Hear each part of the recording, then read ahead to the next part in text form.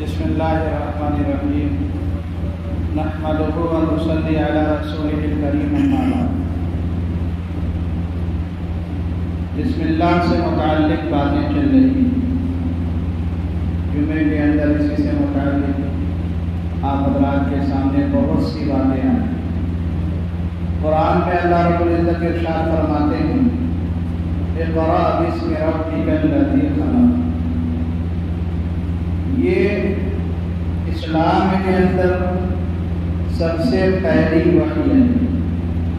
حضرت جبرائیل علیہ السلام جو پہلی مرتبہ نبی اکرم صلی اللہ علیہ وسلم کے پاس غار حرا کے اندر وحی لے کر آئے تھے، وہ یہی اقرأ باسم ربک الذی خلق۔ آپ پڑھیے اپنے اس رب کے نام سے جس نے سب کو پیدا کیا۔ تو یہ قرآن نے خود پہلی مرتبہ جو اللہ نے وحی بھیجی ہے وہ بسم اللہ سے ہی کیا ہے، کاموں کو شروع کرنے کا حکم دیا ہے۔ بڑی عجیب عجیب تاثیریں محدثین نے لکھی ہیں۔ ایک جگہ کا واقعہ لکھا ہے کہ ایک اللہ کے نیک بندے بسم اللہ کے فضائل بیان کر رہے ہیں۔ ان باتوں کو ایک یہودیہ عورت نے سنا اور بڑے دل سے سنا۔ قرآن و حدیث کی باتیں جس دل سے سنی جائیں ویسا ہی ان کا اثر ہوتا ہے۔ تو جب اس اللہ کی بندی نے دل سے سنا تو اللہ نے بسم اللہ کی برکات اس کے دل میں اتاری اور اس نے اسلام قبول کر لیا۔ اب اس کا معمول یہ بن گیا کہ چلتے پھرتے کچھ بھی کرتی تو بسم اللہ بسم اللہ، اپنے والد کو ایک چمچہ بھی دیتی تو بسم اللہ پڑھ کر دیتی۔ یہ ماجرا دیکھ کر اس کے والد تو کافر تھے لیکن کسی بادشاہ کے وزیر تھے، تو والد نے دیکھا کہ میری بیٹی نے اسلام قبول کر لیا اور ہر لمحہ اس کی زبان پر بسم اللہ ہی جاری رہتا ہے، تو اس کو تنہائی میں بلایا، بہت سمجھایا۔ لیکن مسلمانوں، اسلام کا رنگ وہ رنگ ہے اخلاص کے ساتھ جس پر چڑھ گیا، خدا کی قسم وہ جان قربان کر سکتا ہے دنیا کی تمام تکلیفوں کو برداشت کرے، کبھی بھی ایمان کا سودا نہیں کر سکتا۔ تو کچھ یہی معاملہ اس یہودیہ عورت کے ساتھ ہوا۔ اخلاص کے ساتھ کلمہ پڑھا، اللہ نے اس کے رگ اور ریشے کے اندر ایمان کو داخل کر دیا۔ باپ نے بہت دھمکیاں دی کہ اگر تم نے اسلام کو نہیں چھوڑا تو میں تمہیں قتل کر دوں۔ تو یہودیہ عورت نے کہا کہ والد محترم، آپ کو جو کرنا ہے کر لیجیے، اب تو میں اسلام قبول کر چکی ہوں، اب مرتے دم تک میں چھوڑنے والی ہوں۔ اب والد محترم نے یہ سوچا کہ یہ بیٹی ماننے والی نہیں، لہذا اس کے ساتھ کوئی ایسی تدبیر اختیار کرنی چاہیے جس سے یہ دنیا سے رخصت ہو، کیونکہ اگر باپ قتل کر دے تو کیا بدنام ہو جائے گا۔ ایک آدمی نے اپنی بیٹی کو مار ڈالا تو وہ باپ رسوا بھی نہیں ہونا چاہ رہا، لیکن وہ یہ چاہ رہا تھا کہ میری بیٹی دنیا سے ختم بھی ہو جائے اور میں بدنامی سے بھی بچ جاؤں۔ اب شیطان نے اسے پٹی پڑھائی۔ کیا پٹی پڑھائی؟ کہ تم بادشاہ ہو، بادشاہ کے وزیر ہو، تو شاہی خزانے کے اندر جو مہر ہوا کرتی ہے، شاہی مہر جو ہر جگہ لگائی جاتی ہے، وہ مہر اپنی بیٹی کے حوالے کر، اور پھر چپکے سے تم اسے وہاں سے غائب کر دینا، اور پھر بیٹی سے مطالبہ کرنا جب وہ مہر نہیں ملے گی تو اب ظاہر سی بات ہے بادشاہ کا حکم ہوگا کہ اس کی سزا موت ہے۔ اب جب شیطان نے یہ پٹی پڑھائی تو وہ والد شاہی خزانے جاتا ہے، مہر لا کر کے اپنی بیٹی کو دیتا ہے کہ اس کو رکھو۔ وہ بیٹی بھی کمال کی، ہاتھ میں بسم اللہ پڑھ کر مہر لیا اور پھر اندر کمرے کے اندر گئی، ایک جگہ پہ مہر کو رکھا بسم اللہ پڑھ کر۔ اب وہ رکھ کر کے آ گئی، ادھر باپ نے دیکھا کہ فلاں جگہ شاہی مہر رکھی ہوئی، چپکے سے گیا اور اس کو لے کر کے سمندر کے اندر پھینک دیا۔ کیا کرنا؟ سمندر کے اندر پھینک دیا۔ کیونکہ اس کے ذہن میں کیا تھا، بعد میں مانوں گا تو ملنے والی نہیں، اب اللہ کا کرشمہ دیکھیے، بسم اللہ کی برکت دیکھیے، بسم اللہ کی تاثیر دیکھیے۔ صبح سویرے مچھیرا سمندر سے جو ملاح ہوتا ہے وہ ایک بڑی مچھلی لے کر وزیر کو ہدیے میں پیش کرنے کے لیے لایا، دروازہ کھٹکھٹایا، پوچھا کون؟ جی وزیر صاحب آپ کے لیے ایک مچھلی لایا ہوں۔ وزیر صاحب نے خوشی خوشی مچھلی کو قبول کیا اور گھر پہ لے جا کر بیٹی کو دیا کہ بیٹی اس کو جلدی سے تیار کر دو۔ بیٹی نے مچھلی کو لیا، بسم اللہ پڑھ، بسم اللہ پڑھ، اندر لے گئی، اس کو چاک کیا، بسم اللہ پڑھ، جیسے چاک کیا اندر مہر موجود تھی۔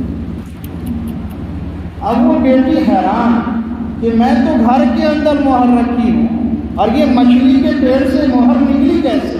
وہ اندر جا کر دیکھتی ہے، وہاں مہر موجود نہیں۔ اب یہاں اس نے پھر کیا ہے، اس مہر کو بسم اللہ پڑھ کر لے جا کر اسی جگہ پہ ادھر مچھلی تیار کی، کھانا تیار ہوا، دسترخوان لگایا گیا، وزیر نے کھایا، سب لوگوں نے کھایا۔ کھانے کے بعد وزیر نے کہا بیٹی ذرا مہر لا کر کے دو۔ اس ظالم کے ذہن میں کیا بات تھی؟ وہ مہر ملنے والی نہیں۔ بیٹی اٹھتی ہے، اندر جاتی ہے اور مہر کو وہاں سے اٹھایا، کہا والد محترم بسم اللہ، یہ مہر۔ اب والد بڑا حیران پریشان کہ میں نے تو سمندر میں ڈالا، اس اللہ کی بندی کو یہ مہر سمندر سے لا کر کس نے دیا؟ اب بیٹی سے پوچھا کہ ماجرا کیا ہے، پورا راز اس نے کھول دیا۔ ماجرا کیا ہے، ذرا ماجرا بتاؤ۔ بیٹی نے کہا ماجرا یہ ہے، جب بھی آپ نے مہر دیا میں نے بسم اللہ پڑھ کے رکھا، اللہ نے اس کی برکت یہ میرے اوپر نازل فرمائی کہ تم مجھے ہلاک کرنا چاہ رہے تھے، لیکن اللہ نے ایک مچھیرا کے ذریعے میرے پاس سے واپس فرما دیا۔ جب بسم اللہ کی یہ برکت والد نے دیکھی، وہ سمجھ گیا یہ سارا کرشمہ اللہ کے نام کا ہے، وہیں پہ پڑھتا ہے لا الہ الا اللہ محمد رسول اللہ۔ تو یہ مسلمانوں بسم اللہ کی تاثیر، کتنے فضائل۔ نبی اکرم صلی اللہ علیہ وسلم معراج کے اندر تشریف لے گئے، جب آپ جنت کی نہروں کی سیر کر رہے ہیں، کتنی نہریں ہیں بتائیے؟ 4 نہریں۔ کتنی نہریں؟ 4 نہریں۔ شہد کی نہر، دودھ کی نہر، پانی کی نہر، شراب کی نہر، ان 4 نہروں کی سیر کر رہے ہیں۔ جبرائیل علیہ السلام سے پوچھا، جبرائیل ذرا یہ بتاؤ یہ نہریں آ کہاں سے رہی ہیں اور کہاں پہ جا رہی ہیں؟ جبرائیل علیہ السلام نے ارشاد فرمایا پیارے پیغمبر، نہریں ساری کی ساری حوض کوثر پر جا رہی ہیں، لیکن کہاں سے آ رہی ہیں یہ مجھے بھی پتا ہے۔ آپ اللہ رب العزت سے دعا کیجیے، اللہ رب العزت انشاءاللہ آپ کو بتلائیں۔ پیارے پیغمبر نے اللہ سے درخواست کی، بار الہ جبرائیل کو یہ نہیں پتا ہے یہ 4 نہریں کہاں سے آ رہی ہیں، ذرا تو میرے اوپر اس کا کرشمہ تو کھول دے کہ ان نہروں کا مبدا کیا ہے، ان کے آغاز اور ان کی ابتدا کہاں سے ہو رہی ہے۔ اسی اثنا میں اللہ تعالیٰ نے ایک فرشتے کو بھیجا، وہ فرشتہ نمودار ہوا، نبی اکرم صلی اللہ علیہ وسلم سے ارشاد فرماتا ہے، کہتا ہے پیارے پیغمبر اپنی آنکھیں بند کر دیں۔ آپ علیہ السلام نے اپنی آنکھیں بند کی، تھوڑی دیر کے بعد کہتا ہے اب اپنی آنکھوں کو کھول دی۔ نبی اکرم صلی اللہ علیہ وسلم نے اپنی آنکھوں کو کھولا۔ آپ علیہ السلام فرماتے ہیں جب میں نے اپنی آنکھوں کو کھولا تو میں نے دیکھا کہ میں ایک درخت کے پاس ہوں، اس درخت کے پاس سفید موتی کا ایک بہت بڑا قبہ بنا ہوا ہے جس کے اندر سونے کا دروازہ لگا ہوا ہے، اس دروازے میں تالے ہیں۔ میں نے وہاں پہ جا کر کے دیکھا کہ وہ قبہ اتنا بڑا تھا کہ اگر سارے جنات اور انسان کو اس میں داخل کر دیا جائے تو ایسا ہی معلوم ہوگا جیسے کسی بڑے پہاڑ پر ایک پرندہ بیٹھا، اتنا بڑا تھا۔ نبی اکرم صلی اللہ علیہ وسلم ارشاد فرماتے ہیں میں نے دیکھا ساری نہریں اس قبے کے نیچے سے آ رہی۔ اب میں وہاں سے واپس آنے کا ارادہ کیا، اس فرشتے نے کہا پیارے پیغمبر آپ اندر داخل کیوں نہیں ہوتے؟ کیا آپ اندر نہیں جائیں گے؟ نبی اکرم صلی اللہ علیہ وسلم نے ارشاد فرمایا اس میں تو تالا لگا ہوا ہے، میں اندر جاؤں تو کیسے جاؤں؟ فرشتے نے کہا اس کی چابی بسم اللہ بسم اللہ الرحمن الرحیم۔ آپ علیہ السلام فرماتے ہیں میں نے بسم اللہ پڑھی اور تالا کھلا، اندر داخل ہوا تو میں کیا دیکھتا ہوں اس قبے کے چاروں کونے سے نہر بہ رہی ہے، وہیں سے نہر کا آغاز ہے اور اس کونے پہ لکھا ہوا ہے بسم اللہ الرحمن الرحیم۔ آپ علیہ السلام فرماتے ہیں میں سمجھ گیا کہ ان چاروں نہروں کی جو اصل ہے وہ بسم اللہ ہے۔ جب آپ کے دل میں یہ بات آئی، ادھر اللہ رب العزت نے آواز دی میرے محبوب یاد رکھو امت میں جو بھی سچے دل کے ساتھ بسم اللہ الرحمن الرحیم پڑھے گا، اس کا ورد رکھے گا، میں ان کو چاروں نہروں سے سیراب کروں گا۔ اللہ تعالیٰ ہم سب کو چاروں نہروں سے مالا مال فرمائے اور ہم سب کے لیے اللہ تعالیٰ بلا حساب جنت الفردوس میں داخلہ مقدر فرمائے۔ بسم اللہ کی برکتوں سے رحمتوں سے اللہ ہمیں خوب مالا مال فرمائے۔ بسم اللہ کے اندر اللہ کے تین نام، ایک تو خود اللہ ہے، یہ ذاتی نام ہے اللہ، اس کو اس میں ذات کہا جاتا ہے۔ دو صفاتی نام رحمان اور رحیم، کسی موقع سے انشاءاللہ ان پہ گفتگو کی جائے گی۔ لفظ اللہ کے بارے میں علماء نے لکھا ہے، بہت سے محدثین نے لکھا یہ اسم اعظم کیا ہے؟ اسم اعظم۔ اسم اعظم کیا چیز ہے ہم اور آپ نہیں سمجھ سکتے۔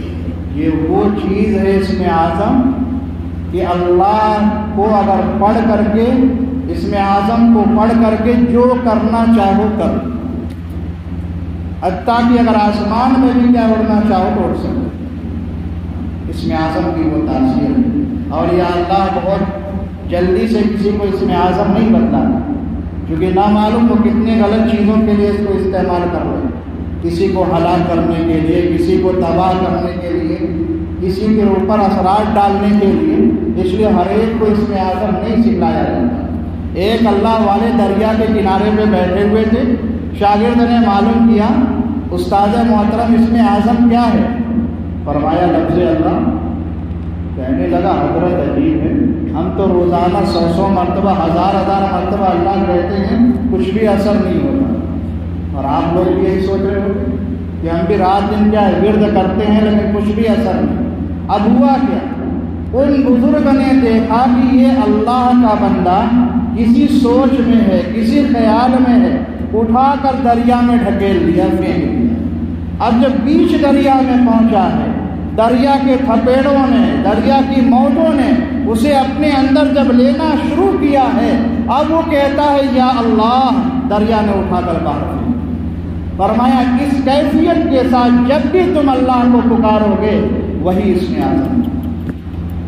ہم اللہ کو پکارتے تو ہیں لیکن ہزاروں کے آلات کے ساتھ۔ حضرت محدث اعظم نور اللہ مرکزہ اپنے خاندان کے ایک بندے کا واقعہ لکھا ہے کہ ان کے گھر میں آٹے کی چکی لگی ہوئی تھی، وہ آٹا پیس رہے تھے، وہاں پہ کوئی موجود نہیں تھا، اچانک ان کا ہاتھ چکی میں پھنس گیا، کوئی بچانے والا نہیں تھا۔ اس اللہ کے بندے نے کہا یا اللہ، وہیں پہ چکی رک گئی، کیونکہ اس بندے کو یقین ہو گیا تھا کہ اب میرے اور اللہ کے سوا کوئی نہیں ہے۔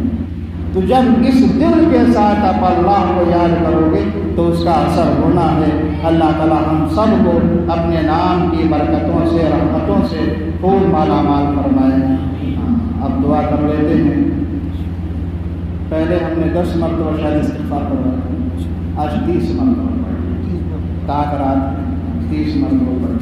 انشاءاللہ آہستہ آہستہ 100 تک پہنچیں گے تاکہ ہماری 100 کی مشق ہو جائے، پھر ہمیشہ پوری زندگی کم سے کم 100 مرتبہ ہم پڑھتے ہیں۔ تو آج 30 مرتبہ کیا ہے استغفار پڑھ لیجیے۔